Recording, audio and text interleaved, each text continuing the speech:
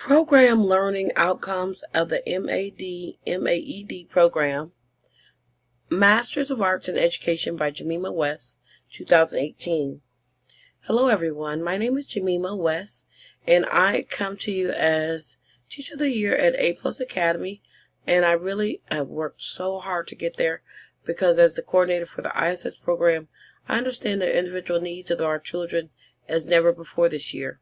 This program that I'm in, the MAED program, has a lot of learning outcomes that are very intriguing to me, like the use of subject matter and central concepts of the disciplines to create technological enriched learning environments that promote learner outcome and achievement, especially in the area of innovation, is very important because as teachers become more and more comfortable with working with technology and technology-enriched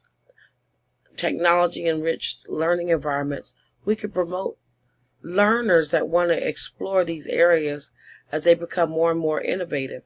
Innovation is a spark of curiosity, and it breeds a force that will be reckoned with as our students embark upon engineering, math, calculus, and physics in ways we only could imagine.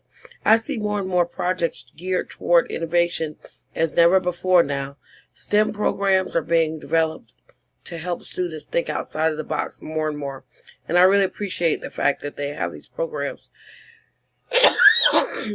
generated so that we can learn more and more of how our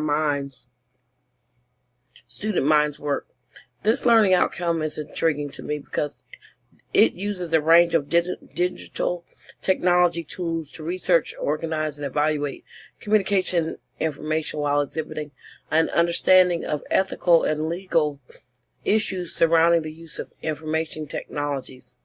In this technological age, I find that if the teacher uses these tools to research, organize, and evaluate and communicate information, the students will also learn how to do just the same thing that their teachers are doing. Now, students will learn at a faster pace. They will learn to use these tools better than we will because they work with them on a daily basis. And they're starting to work with computers at an earlier age than generations before them. So they're really advanced in these ages, and computers are part of their everyday life. And as the children we work with, as they become equipped on how to survive in the 21st century, they will survive because this has become a technological age. This is the explanation of why this intrigues me the most. Being able to effectively communicate and collaborate with various stakeholders through written communication, verbal communication, and a variety of different emerging digital age tools, using those tools to ensure the learner growth and to advance the profession. That intrigues me because when we as educators learn how to effectively communicate, it will help our students model what they've seen us do.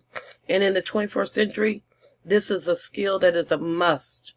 And collaboratively speaking, we must learn to teach our students how to get along with one another.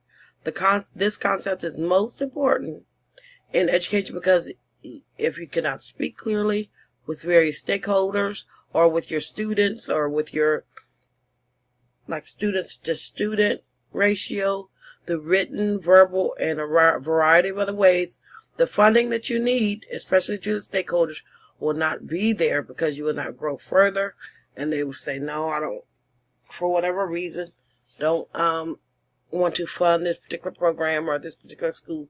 So you have to know how to communicate effectively to the audience that you have to communicate to.